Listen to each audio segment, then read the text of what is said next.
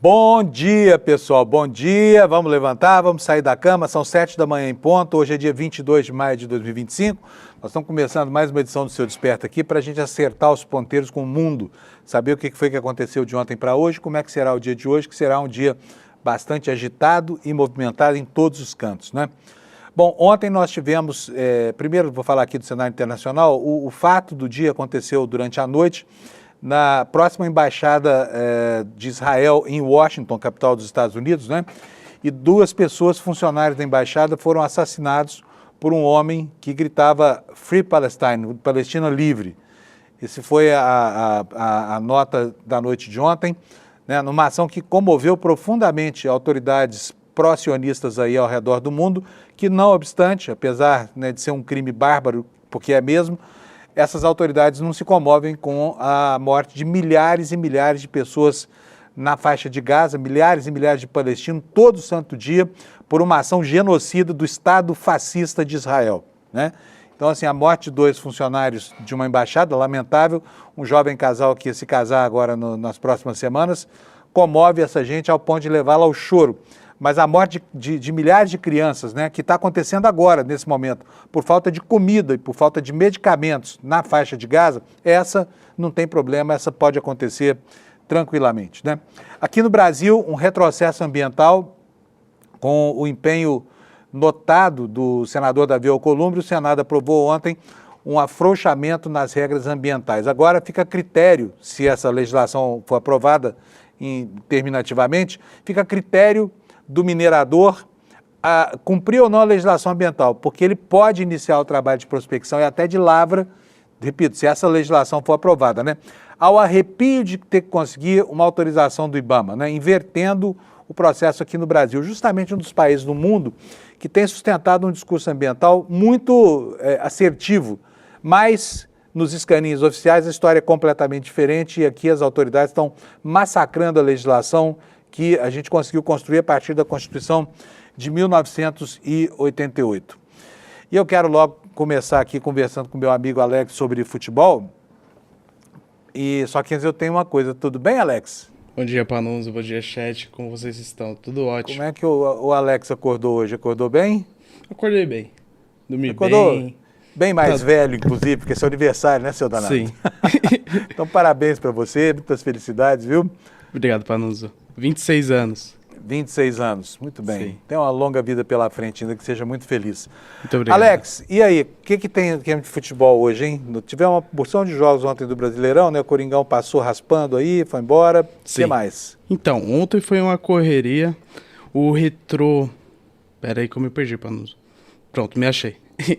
O Fortaleza empatou 1-1 com o Retrô e foi eliminado nos pênaltis. Então, o Fortaleza da fora da próxima fase. O Fluminense ganhou de 4-1 de virada do Aparecidense. O Paysandu perdeu de 4-0 pro Bahia, então o Zeda tá feliz. O Flamengo ganhou de 4-2 do Botafogo da Paraíba. O Atlético Mineiro 4-0 no Maringá. E teve até um gol de lateral com 4 minutos do primeiro tempo. O cara foi esperto, pegou o lateral, cobrou e o Rubens fez o gol. Lembrou muito o lance do Ronaldinho contra o São Paulo na Libertadores. Mas foi direto? O sujeito bateu a lateral e fez o gol direto no lance só, não? Ele deu uma assistência de lateral. Ele cruzou e o Rubens estava na pequena área ali, deu um chutinho, foi um total no canto esquerdo do goleiro. E para finalizar, o Corinthians ganhou de 1-0, um placar bem rechoncho, bem pouco contra o Novo Horizontino, está na próxima fase. E para finalizar... O pessoal diz que o Corinthians não está jogando nada também, né? Sim. Passou porque deu sorte. Sim, ontem eu não vou mentir, eu não assisti o jogo, mas o placar foi muito abaixo pelo time que o Corinthians tem, o Novo Horizontino. E para finalizar, Panunzio, hoje teremos Internacional contra Maracanã, Vila Nova e Cruzeiro, Palmeiras contra o Ceará, que o Palmeiras me deu um presente de aniversário. Olha aí, ó. CRB e Santos. Será que teremos a volta do Neymar, ou Panunzio? Não sei, tem um podcast no UOL muito bom, falando sobre a decadência do Neymar. Isso eu sei que tem. Aliás, eu não ouvi ainda, mas vou ouvir. Sim.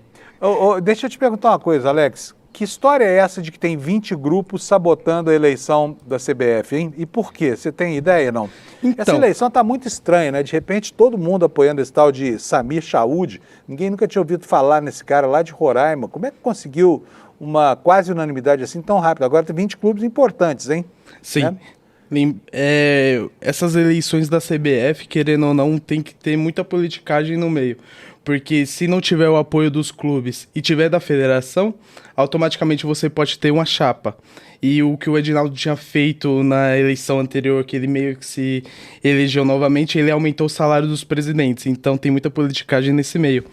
E os 20 clubes da Série A e da Série B decidiram que vão boicotar a eleição da Confederação Brasileira de Futebol, a CBF.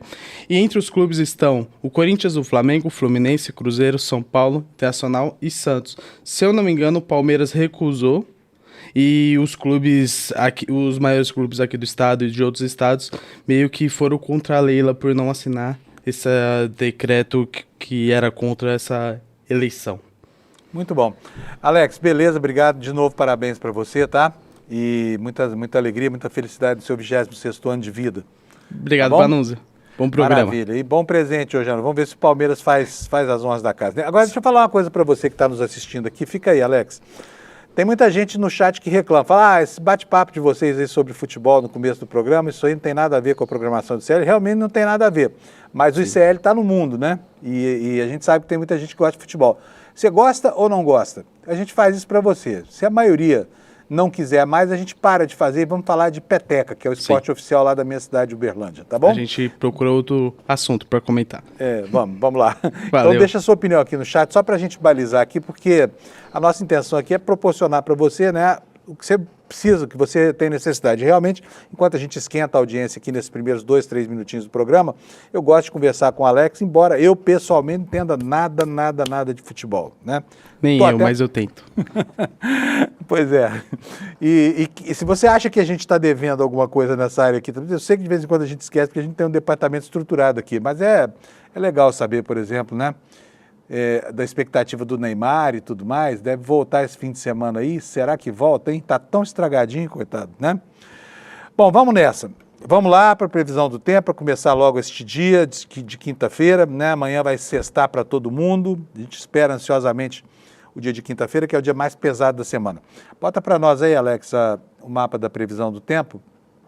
Essa é a seção dos avisos meteorológicos do site do INMET, né? inmet.gov.br. Você pode ficar sabendo a situação do clima na sua cidade e os riscos que você corre.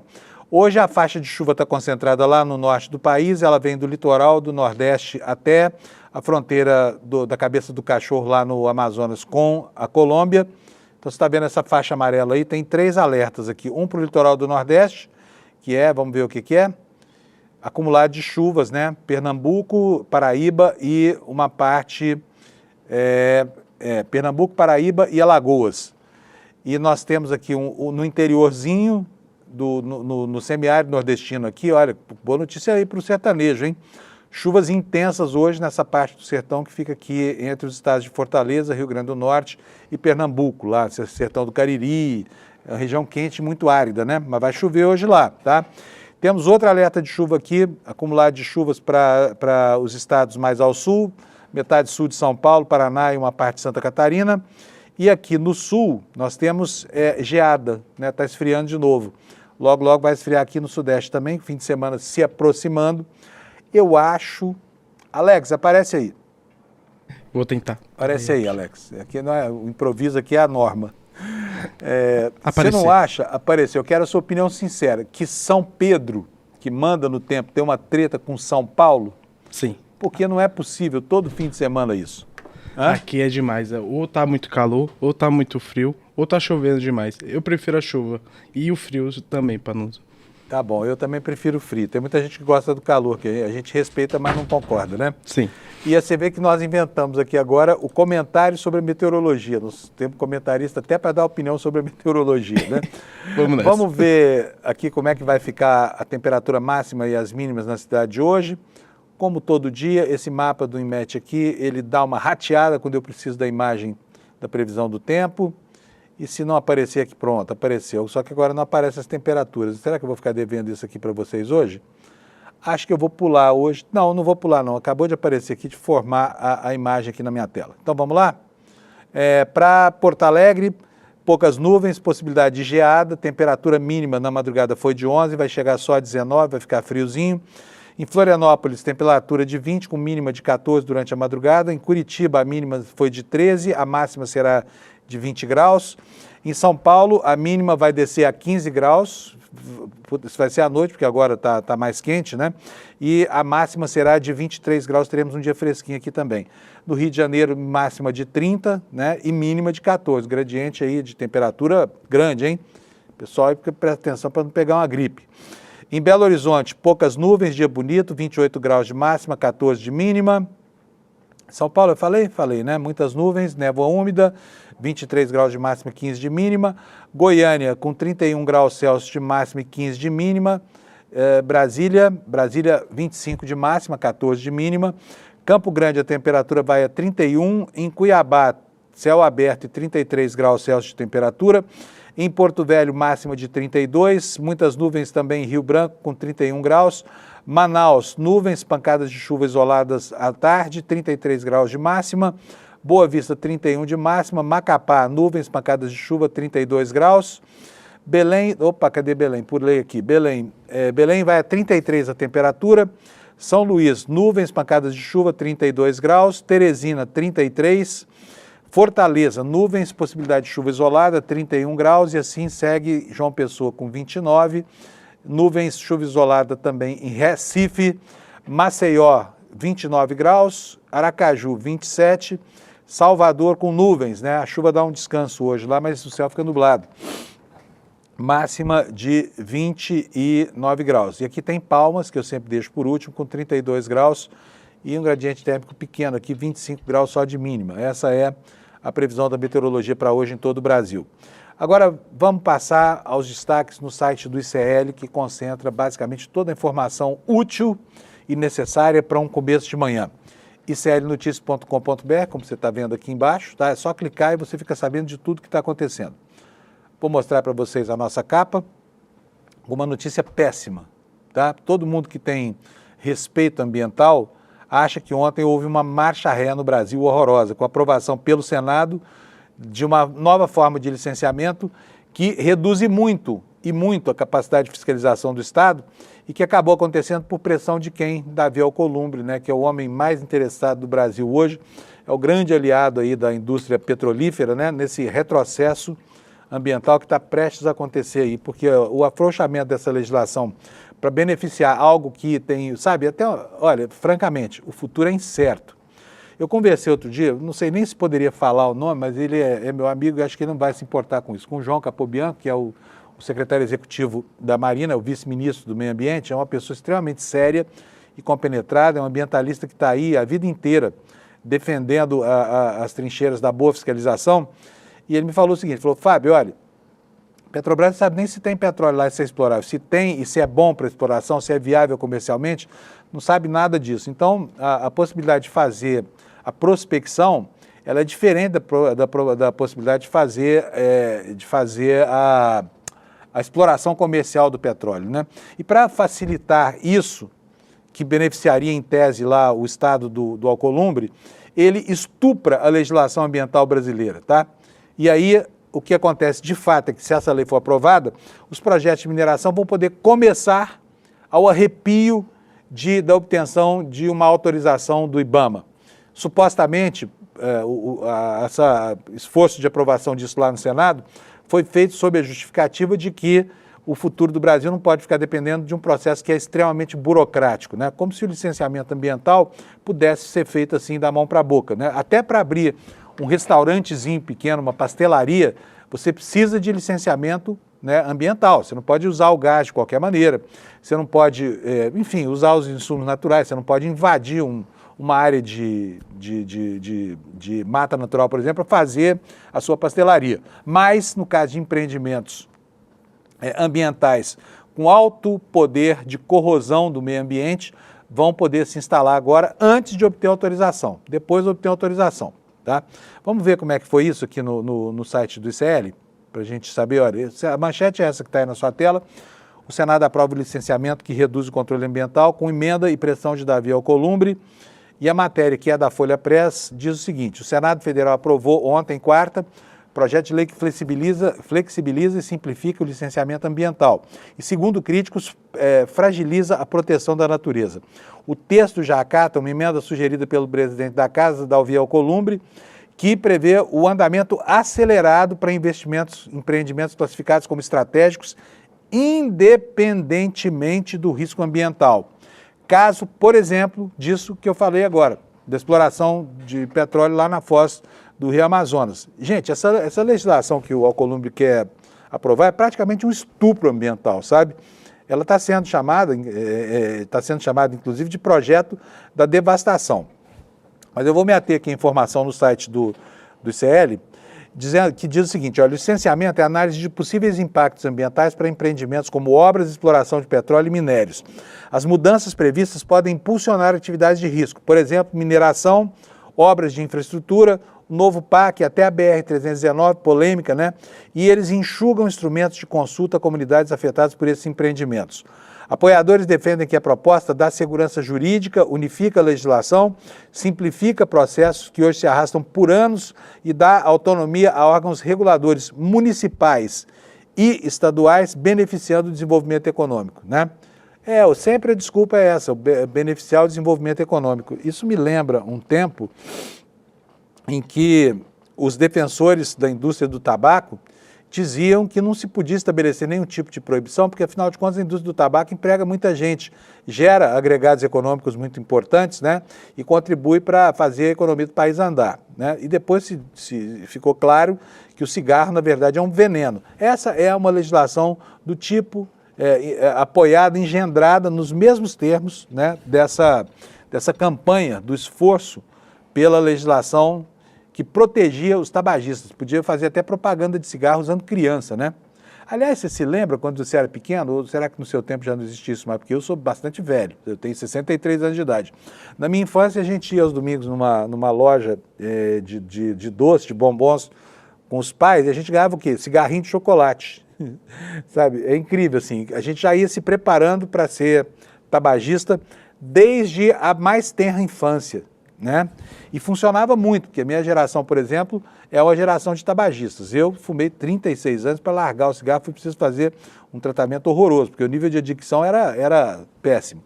Então é isso o que um dia a indústria do tabaco fez com a gente, né, que o Alcolumbre está querendo fazer a geração Z e as próximas, né, passarem. Por quê?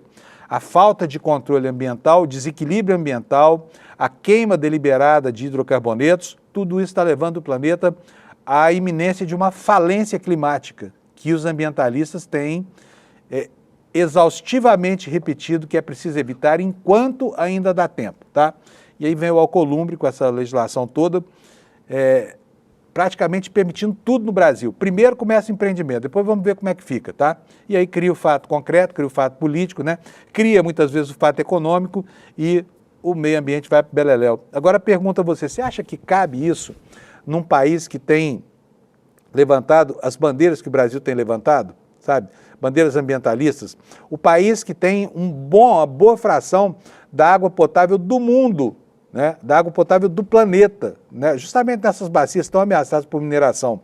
E que tem também reservas estratégicas de petróleo que farão falta ao mundo no futuro para produzir outras coisas, medicamentos, por exemplo, química fina, né? E a gente quer explorar isso agora, né? Agora também é um pouco de exagero, porque até que comece a exploração comercial ainda tem que fazer toda a fase de prospecção, de pesquisa de lavra, e etc, etc. Mas vamos lá. Como é que está sendo tratado isso pelos ambientalistas? Está aqui numa matéria do Brasil de Fato para vocês, a manchete: vamos retornar à época das trevas e do descontrole ambiental. Quem é que diz isso? Ex-presidente do IBAMA, Sueli Araújo, sobre o PL da devastação, que é o nome correto para chamar essa medida destrutiva patrocinada lá pelo Alcolumbre. O Senado aprovou na noite desta quarta, você já sabe, medida que altera a liberação de empreendimentos causadores de impactos, como hidrelétricas, estradas, barragens de rejeitos, como, por exemplo, essas de Minas Gerais, que vivem matando dezenas de pessoas lá quando desabam, né? Então, tudo isso pode acontecer ao arrepio ou sem que haja o licenciamento ambiental. E o que diz a Sueli, ex-presidente do IBAMA? Ela diz o seguinte: é um retrocesso histórico. Vamos nos arrepender muito do que estamos fazendo. Ela que é a coordenadora de política pública do Observatório do Clima. Se aprovado, esse texto vai permitir que algumas empresas mensurem elas mesmas os impactos ambientais resultantes da sua atividade. É mais ou menos como entregar o galinheiro para o lobo tomar conta, né? E aí o lobo vai ter que dizer quantas galinhas ele come a cada dia. Se for um lobo do tipo que tem o espírito das mineradoras brasileiras, esse lobo vai acabar informando que é vegetariano e que não matou nenhuma galinha. O que mais que a Sueli diz? Olha, antes de haver licença ambiental no país, a gente tinha situações como o Polo Industrial de Cubatão. Eu me lembro desse lugar porque eu, como repórter, ia cobrir ali o descalabro que havia, né? A epidemia de partos de crianças anencefálicas, tudo isso porque havia descontrole ambiental. Em meados dos anos 80, o governador Franco Montoro, em São Paulo, foi obrigado a montar um programa de emergência para tentar sanar as fraturas da Serra do Mar que ameaçavam desabar sobre Santos e Cubatão, né? Por quê? Porque a quantidade de gases tóxicos, ambientalmente tóxicos e tóxicos também para seres humanos, esses gases estavam destruindo o bioma ali em volta das chaminés do Vale do Rio Cubatão, num panorama assustador. A cela belíssima ao fundo e aquela fumaceira tóxica toda provocando mortes, sofrimento entre casais que moravam próximos a Cubatão, né? E provocando também um desastre ambiental iminente, que seria o desabamento, o desmoronamento das encostas da Serra do Mar. Foi um programa pioneiro aqui tocado pelo Montoro e que a memória coletiva já esqueceu, já superou daquele momento da nossa história a ponto de permitir que esse tipo de coisa aqui aconteça, né? Então, vamos lá. A Sueli diz aqui, lembra pra gente desse tempo, né? Polo Industrial de Cubatão, indústrias contaminando a população e os ecossistemas. Cubatão, relembra ela muito propriamente, era conhecido como Vale da Morte, Vale da Morte. A gente achava que estávamos livres de tudo isso, mas ao que parece, nós vamos retornar a uma época de trevas, de descontrole ambiental por um licenciamento automatizado que é inaceitável. Olha, se você pegar o mapa do Brasil, no tempo do governo Collor, a gente nunca vai, não vamos além disso. Durante o governo Collor foi regulamentada a Constituição e acima do paralelo 13 foi demarcada uma área, que é a área de Amazônia Legal, onde não se pode desmatar mais de 20%, né, dos empreendimentos agrícolas. Por quê? Porque a Amazônia é um santuário ambiental. O que aconteceu depois disso? O nortão do Mato Grosso e o sul do Pará foram completamente devastados. Não sobrou a mata de galeria dos rios, tá? Nem isso permitiram. Hoje você sobrevoa aquela região ali de avião e você vê, você passa horas, sabe, por uma área cuja vegetação foi totalmente destruída. E era a área de vegetação de transição entre Cerrado e Floresta Amazônica de muitos ativos importantes ambientalmente, mas que eram também ativos importantes comercialmente para, por exemplo, a indústria do contrabando de madeira, né? E depois veio a pata do boi e aí veio a lavoura da soja e não sobrou um rio com mata de galeria lá. Não por acaso, rios importantes como o Teles Pires estão se assoreando e hoje já constituem uma ameaça concreta mesmo, sabe, para o desabastecimento de água das populações ribeirinhas. Então tudo isso está acontecendo assim, ó, nas barbas da nossa geração, aqui no nosso nariz. A gente está vendo isso acontecer. A devastação do sul do Pará e do norte do Mato Grosso foi algo que aconteceu nos anos 90, nos anos 80, nos anos 2000. E a despeito de tudo que o governo fez de lá para cá, não se conseguiu conter esse processo de devastação. Que dirá agora com uma legislação dessa, né? Então é isso, que você saiba, isso terá repercussão lá no futuro. O Davi Alcolumbre deve ter ficado feliz da vida aí por ter conseguido fazer passar isso no Senado. O Lula está no colo dele, porque depende do Alcolumbre lá para, enfim, impedir, né, a ação atroz da ultradireita brasileira.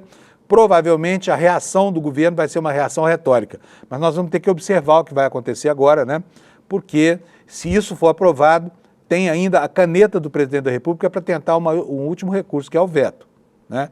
e é bem capaz de ser aprovado, porque, olha, a bancada do agronegócio na Câmara, que é para onde esse projeto vai agora, ela é muito numerosa, ela é muito engajada e ela é absolutamente antiambientalista. Então, espere-se da Câmara facilidades para aprovação disso, tá bom? Vamos passar para o próximo assunto aqui, gente. Enquanto o Senado estupra o meio ambiente, a Câmara reajusta os salários dos executivos, né? E a pancada não vai ser pequena, 18 bilhões de reais, mas aqui nós não vamos ficar fazendo pregação contra a correção pela inflação de salários do funcionalismo, né? A matéria que está aqui também no ICL diz o seguinte: a Câmara dos Deputados aprovou um projeto de lei que concede reajuste de remuneração a diversas carreiras do Executivo Federal, reestrutura critérios para avanço na carreira, transforma cargos e unifica o recebimento de gratificações quando da aposentadoria.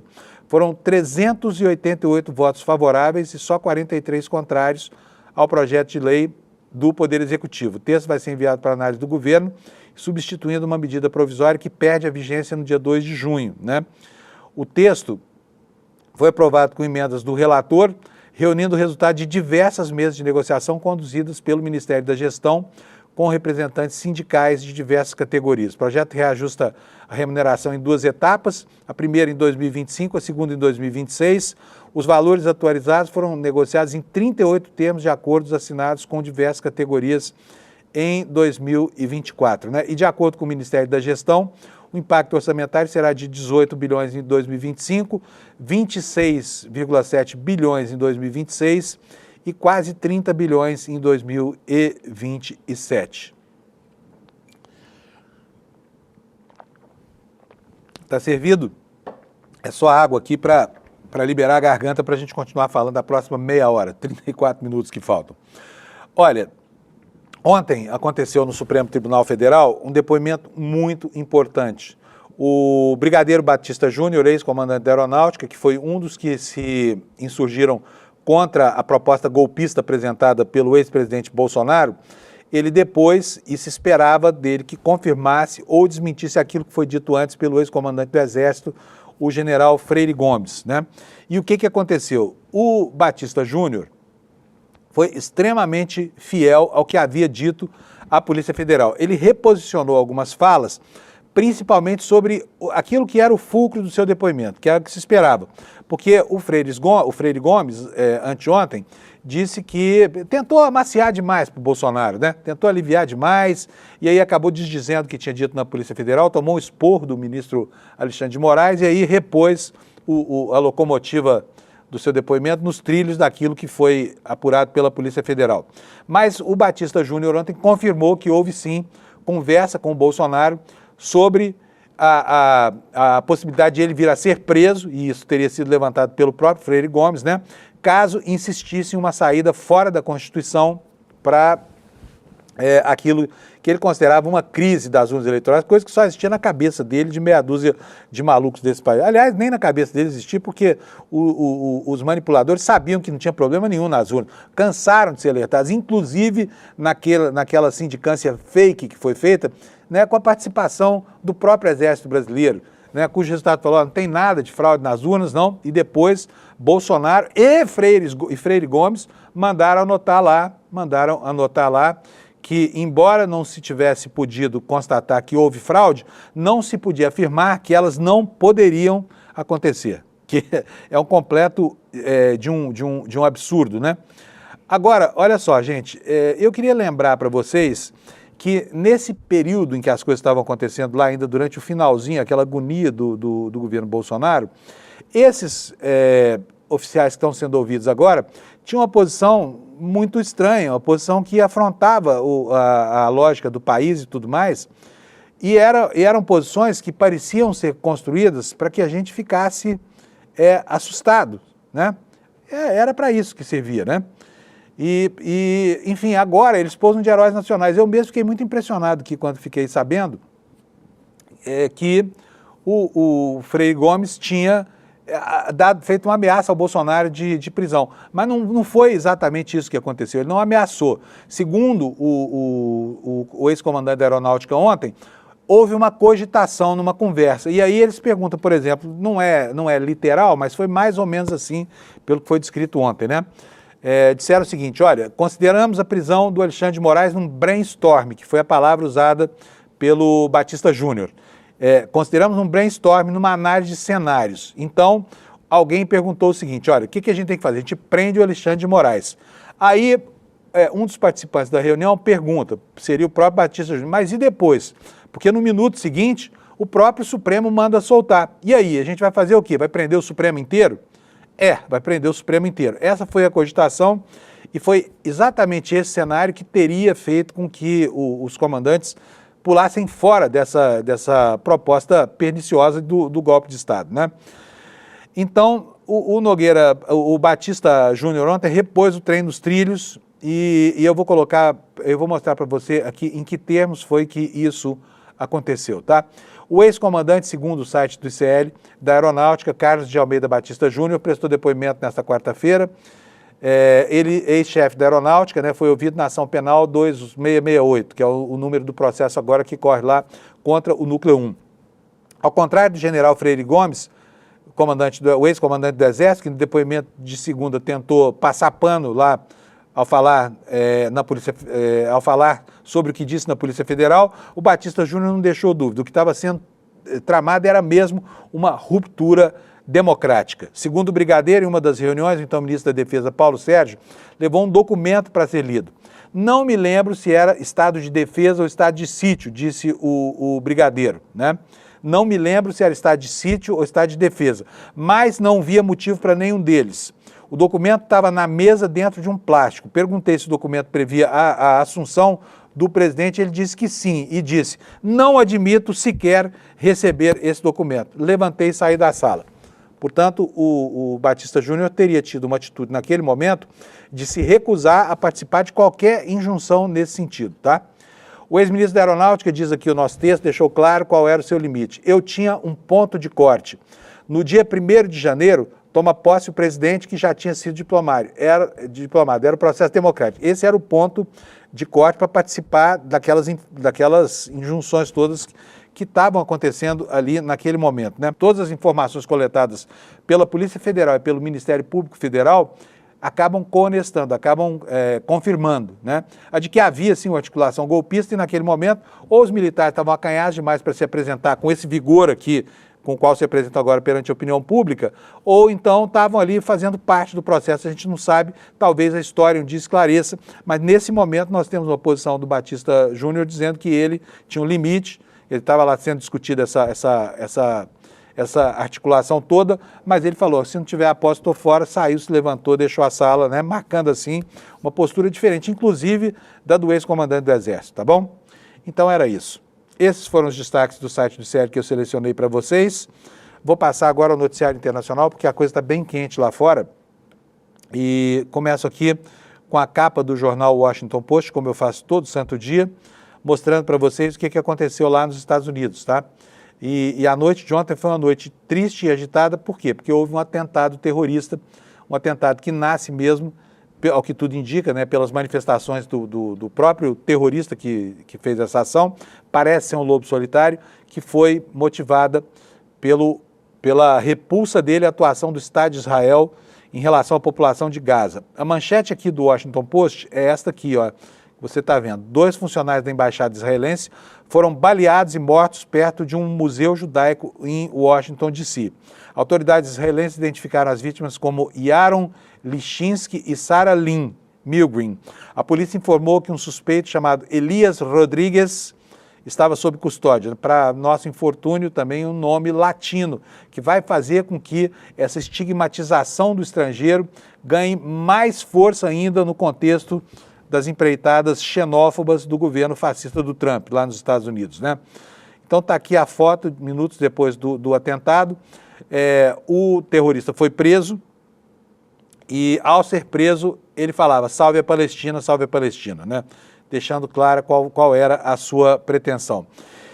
E nós temos também como destaque, aqui no jornal The New York Times, mais uma cena ridícula e vexatória produzida por esse algoz dos povos do mundo que ele pretende submeter, Donald Trump, né? Um homem cuja personalidade doentia produz cenas como essa que você vai ver agora.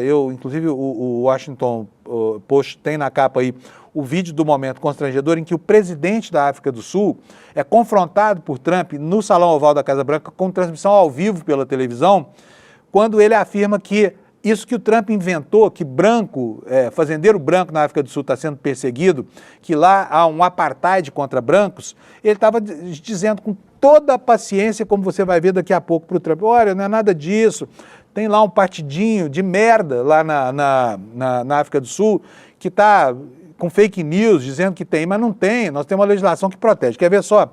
Leiam o vídeo, a legenda, vejam o vídeo, vou pedir para o Alex tirar essa tarjinha aqui do Desperta, Alex. Põe aí para nós, eu vou tentar traduzir aqui para vocês, mas a legenda está em inglês.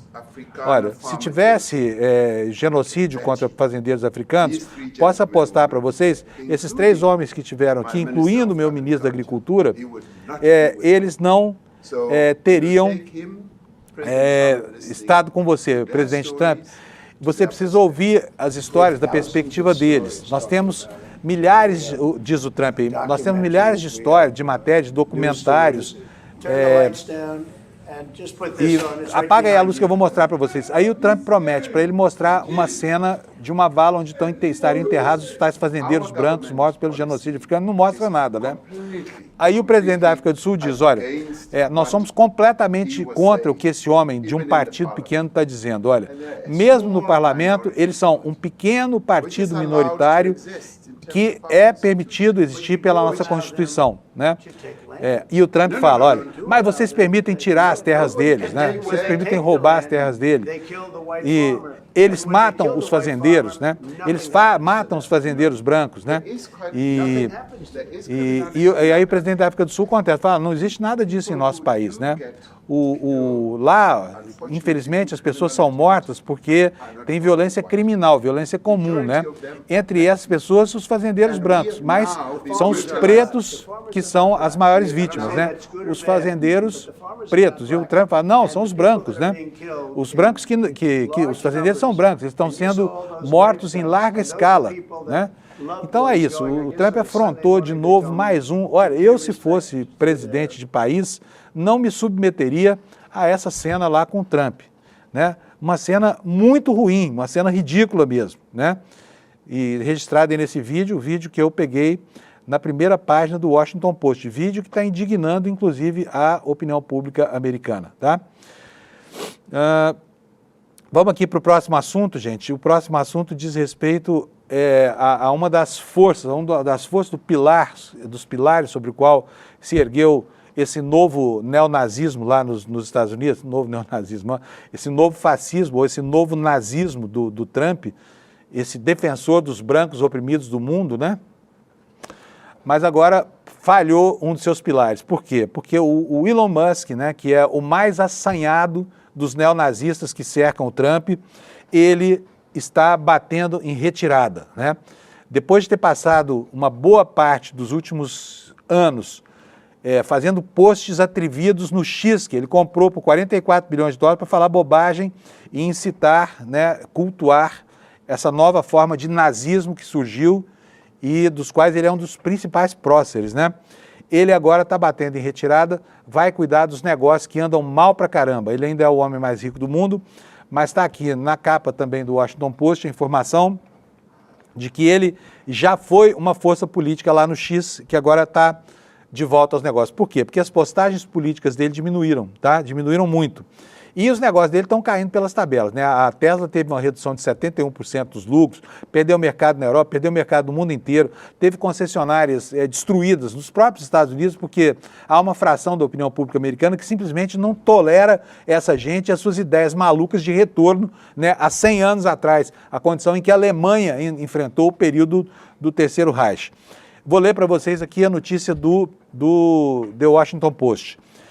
Em fevereiro, a maioria das postagens e republicações de Musk no X eram sobre o departamento que ele ocupa lá na Casa Branca, né? Ou o governo e a política dos Estados Unidos. Mas até agora, em maio, a maior parte dos posts fala sobre empreendimentos comerciais ou questões tecnológicas. Está aqui a cara do sujeito, ó.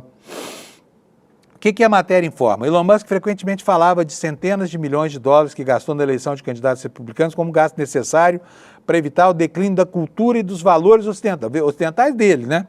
Mas em sua declaração de terça-feira, ele havia falado que fez gastos políticos já suficientes, pelo menos por enquanto, não quer mais patrocinar a política. Isso foi um sinal de que o homem mais rico do mundo está se afastando da sua forte defesa política e profundo envolvimento governamental para retomar seu papel de evangelista da tecnologia para os negócios. Mudança que foi prevista na atividade de Musk nas redes sociais do X, que foi prevista, no que pôde ser vista no X, de acordo com uma análise do Washington Post, que foi lá analisar o conteúdo das coisas que ele posta. Desde que comprou a plataforma, então chamada de Twitter, em outubro de 22, Musk tem usado como um gerenciador das suas ideias e um púlpito para expressar as péssimo adjetivo meu, opiniões sobre a política MAGA, né, as políticas governamentais de Donald Trump. Agora que se afastou do seu cargo governamental em tempo integral, Musk fica republicando sobre outras maluquices, por exemplo, a história da viagem a Marte, né? Que é uma cascata, uma conversa. Eu estou aqui desafiando. Atenção, Elon Musk, se você está nos assistindo aí nos Estados Unidos, eu desafio você a provar que você não está enganando o mundo com essa história de Marte. É uma mentira matada, está prometendo essa viagem para Marte daqui a 2 anos, tá? Anotem no caderno de vocês, não vai acontecer, tá? Não vai acontecer. Vamos passar para frente aqui, já sabemos que o Musk agora vai voltar a se concentrar nos seus negócios e vai deixar o mundo um pouco mais feliz, né, com seu distanciamento, aí tomara que ele fique só lá com o X, tentando promover a volta do nazismo nos lugares que ele acha que o nazismo tem que voltar. Por exemplo, a Alemanha, onde ele participou ativamente, né, das articulações para a última eleição da AD, que é o partido de descendentes dos ministros do Hitler. Olha, vamos agora ver a capa do The New York Times, porque ela também traz aqui, né, uma opinião crítica nas matérias a respeito do que está acontecendo lá nos Estados Unidos. Olha, sobre essa história infeliz do encontro do Trump com o presidente da África do Sul, está aqui, é o primeiro destaque. Trump dá um sermão no presidente sul-africano em confronto televisionado no Salão Oval, afirmou em vídeo, diz aqui a segunda manchete, ó, que iria mostrar locais de sepultamento de fazendeiros brancos mortos pelo genocídio racial anti-white lá na África do Sul, só que não mostrou nada, diz aqui o New York Times, e ainda há um terceiro artigo aqui, um artigo de análise, né, um artigo de interpretação, dizendo que Trump se apresenta agora como protetor de pessoas brancas perseguidas. Imagina a situação. O presidente Donald Trump repreendeu publicamente o presidente da África do Sul com base em uma teoria da conspiração que o jornal mais importante dos Estados Unidos classifica como marginal, fornecendo uma descrição vívida das suas opiniões sobre raça. Ou seja, está dizendo que aquilo que o Trump disse foi em função das suas posições racistas, né? Vamos passar aqui para o próximo. Deixa eu ver o que mais que tem de importante aqui no New York Times, não tem mais nada. Então vamos vir para o Brasil agora, porque já são 7 horas e 43 minutos, né? E ainda com um gancho internacional, quero mostrar para vocês aqui uma reportagem que está no site Hora Jurídica, o site HJUR, é um site de advogados, é um site muito bem informado. Tá aqui, olha, governo Trump confirma que estuda sanções contra Alexandre de Moraes. E uma foto sugestiva na capa, né, produzida por inteligência artificial, provavelmente, que mostra o Marco Rubio, que é o secretário de Estado, equivalente à chancelaria do governo americano, encarando o Xandão aqui.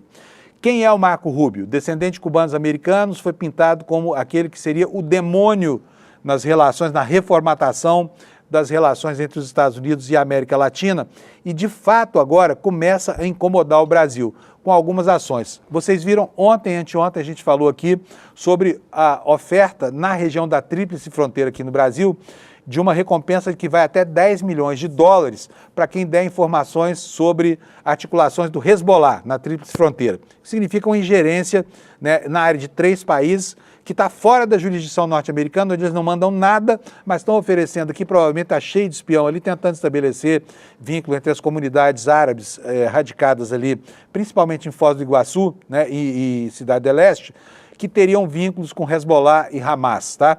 E fazem isso sem comunicação a nada. Mas agora isso aqui é uma ameaça direta, sabe? O governo Trump está ameaçando adotar medidas de retaliação, de punição contra um juiz da Suprema Corte Brasileira por causa de decisões que ele tem tomado no bojo dos processos que ele relata ou que ele preside.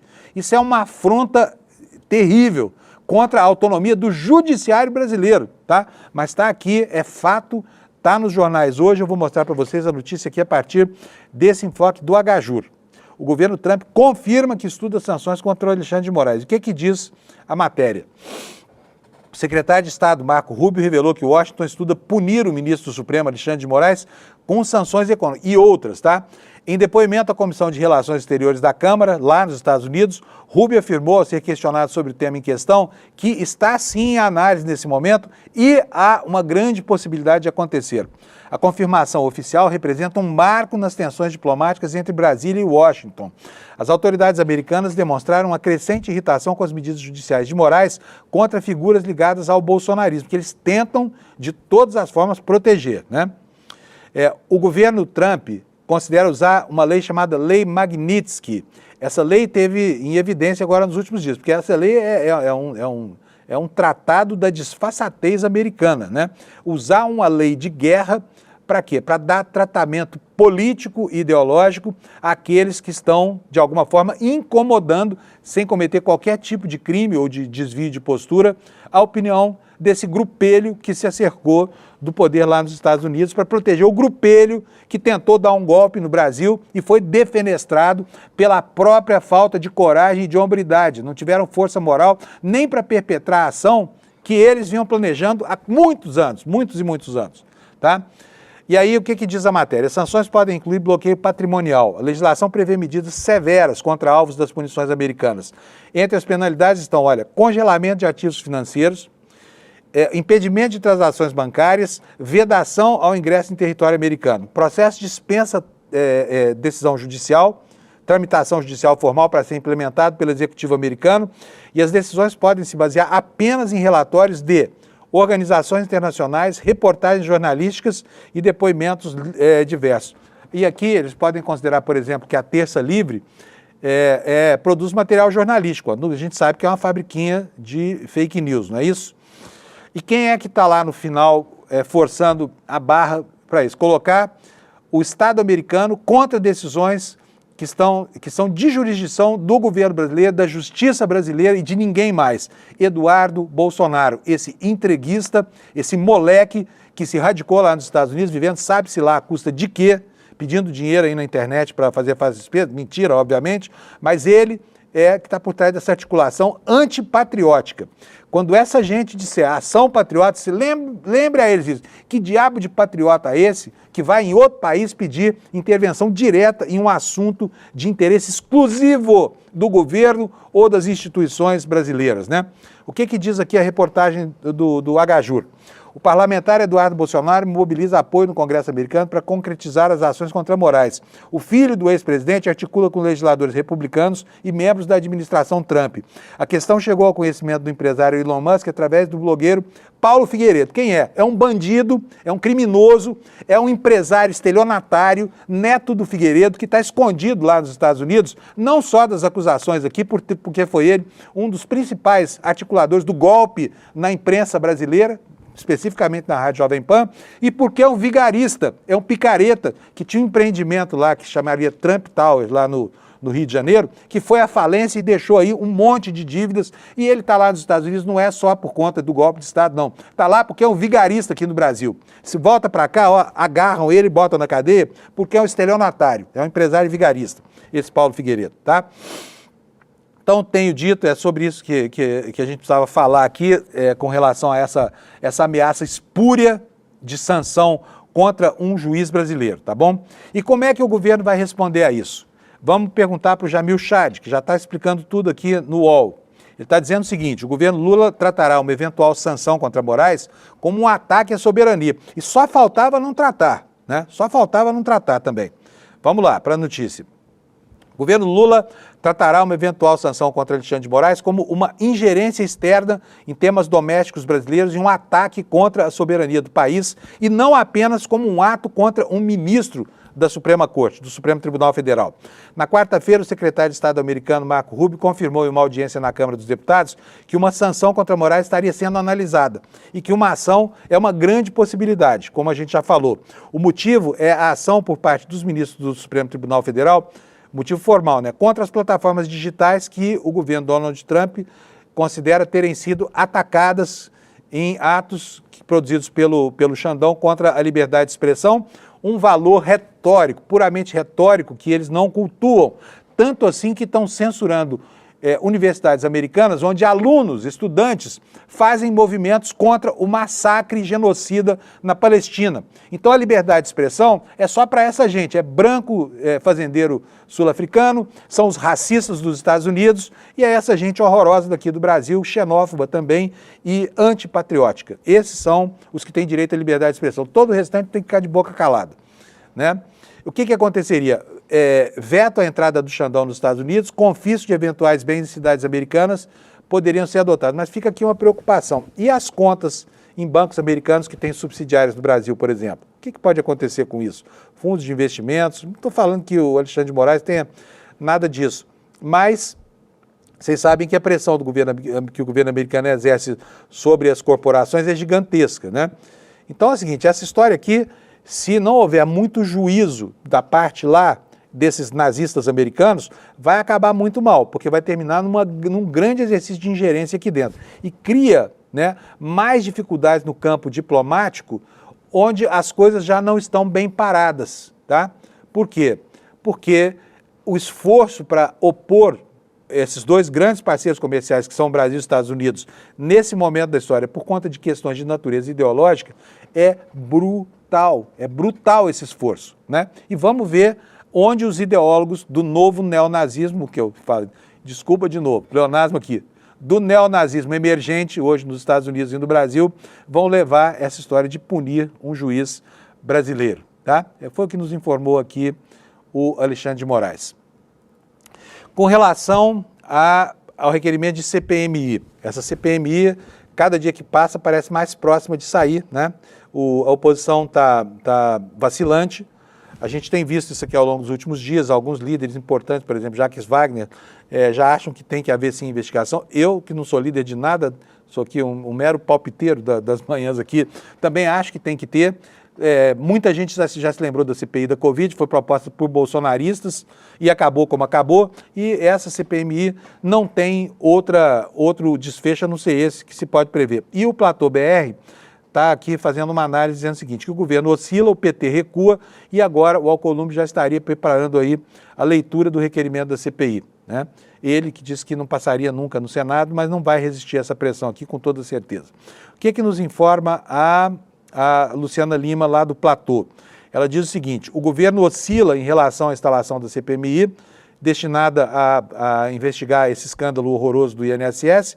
Uma semana depois de terem concordado com a criação do colegiado, os líderes da base aliada desembarcaram dessa posição e agora defendem o adiamento da formalização dos trabalhos de investigação. Essa CPI seria mesmo muito complicada para o governo enfrentar no momento, né, em que o Lula dizia que iria começar a colher os frutos, porque ela vai polarizar muito lá no Senado, mas não tem jeito. O caso é um caso escabroso e diz respeito a dois governos. Repito aqui enfaticamente, é o que tudo indica, começou e foi gestado e organizado no governo Bolsonaro, mas foi legado pelo governo Lula, que passou 2 anos e tanto em silêncio, tá? Aí a matéria diz o seguinte, essa mudança de posição do governo ficou explícita nos movimentos dos líderes do governo, Jacques Wagner e Rogério Carvalho. Na semana passada, durante o depoimento do ministro da Previdência Social, Volney Queiroz, os dois fizeram discursos favoráveis à CPMI. E aí, com essa postura, eles procuraram se blindar de eventuais acusações de que o Planalto seria contra essas investigações. E ontem, 21, quarta-feira, Carvalho orientou a bancada a não assinar o requerimento de instalação da comissão. O Jacques Wagner passou a argumentar que o colegiado viraria um palanque político e que bastam as investigações da Polícia Federal. Só que a CPMI vai ser criada, afirma a matéria do Platô. Nos últimos dias, o governo ainda tentou se valer da relação que tem procurado estabelecer com o Davi Alcolumbre e adiar para o segundo semestre a instalação dessa comissão. Só que não deu certo, foi pressionado pela oposição e aí o Alcolumbre descartou a postergação e vai ler em sessão no Congresso, marcada para o próximo dia 27 né, o requerimento de abertura da CPMI apresentado por quem? Damares Alves, do Republicano, e também pela deputada Coronel Fernanda, a Damares dos Republicanos do Distrito Federal e a Coronel Fernanda do PL do Mato Grosso. A informação de que o presidente do Senado vai fazer a leitura do requerimento ainda este mês foi dada no plenário pelo senador Rogério Marinho, secretário-geral do PL. Alcolumbre ouviu sem se manifestar, tá? De acordo com o regimento, a leitura marca a decisão de instalação da CPMI e deve ser feita pelo presidente do Congresso, que é o presidente do Senado. A partir desse momento, os partidos começam a indicar os nomes para compor o colegiado, respeitando o princípio da proporcionalidade. Então está aí, dia 27, a confirmar essa informação, teremos então a leitura para a instalação dessa CPMI, que a gente sabe como começa, pedido do PL, e nem imagina como vai acabar. Vamos falar sobre algumas medidas administrativas aqui, porque o tempo urge, já são 7h56. Vou dar uma passada rápida pelas informações que a gente não conseguiu explorar aqui, que você certamente vai ver ao longo da manhã no restante da programação aqui do ICL. Primeira delas aí, ó, o governo publicou uma medida provisória que muda o setor elétrico, vai isentar 60 milhões de pessoas, né? É uma boa medida e vamos ver aqui o que aconteceu. Olha, essa mudança traz gratuidade na conta de energia para mais de 60 milhões de pessoas, explica o UOL, isenção que vale para famílias com renda per capita de até meio salário mínimo e consumo de até 80 kWh por mês. Outros 55 milhões de consumidores terão as tarifas reduzidas. A faixa de renda per capita vai de meio a um salário mínimo e o consumo mensal pode chegar até 120 kWh. Segundo o governo, as mudanças são imediatas, mas há um período de adaptação. O Ministério das Minas e Energia estima em pelo menos 45 dias para que as distribuidoras se adaptem à nova regra e a isenção e descontos passem a valer. A medida provisória será publicada ainda hoje na edição extra do Diário Oficial da União. Com relação ao Supremo Tribunal Federal, olha, já foi agendada aqui a oitiva de 80 testemunhas em processos contra Bolsonaro e aliados. É uma longa agenda, né? Começa hoje, começa daqui a pouquinho às 8 da manhã, dentro de alguns poucos minutos aí. O Mauro Cid apresentou 8 testemunhas. O Walter Braga Neto, né, o general Braga Neto e o Ramagem vão dividir os dias das audiências. O maior número de testemunhas é para o general Augusto Heleno, e o Anderson Torres vai ter 5 dias de audiências para suas testemunhas. O Bolsonaro vai ter testemunhas que ele solicitou convocação em 2 sessões. E aqui está o cronograma, olha. Quem é que depõe hoje? Flávio Alvarenga Filho, João Batista Bezerra, Edson Ripoli, Júlio César de Arruda, Fernando Linhares Dreus, Rafael Maciel Monteiro, Luiz Marques dos Reis e Adriano Alves Teperino são as testemunhas de hoje, todas elas testemunhas de defesa do tenente-coronel Mauro Cid, né, o ex-ajudante de ordens, e do chefe dele, o senhor Jair Messias Bolsonaro, tá? E antes de sair, lembra vocês da nossa promoção do dia aqui, não deixe você, que ainda não fez a sua inscrição, de se inscrever, garantir seu ingresso aqui, olha, no despertaicl.com.br. Para que você vai digitar esse link daqui a pouquinho no seu navegador? Para que você possa participar da exibição do documentário da Juliana Dalpiva e do Igor Melo, que vai acontecer aqui no dia 29 de maio, às 8 horas da noite. Você vai assistir em primeiríssima mão, desde que tenha esse convite. Então, qual é o tema? O Império Malafaia é um documentário inédito sobre aquilo que, sob a forma de matérias jornalísticas especiais e podcasts, o ICL já está mostrando à nação. Quem é esse homem que ganha muito, não só, né, com a benevolência de Deus, mas sim principalmente com a generosidade dos seus fiéis, dinheiro suficiente para ter uma vida de nababo e ainda para financiar projetos da extrema-direita fascista brasileira. Não perca, é muito importante, despertaicl.com.br, você pega seu ingresso e passa a ser nosso convidado para essa grande plateia, tá bom? Faz isso agora, antes do N1, que está começando daqui a pouco, tá?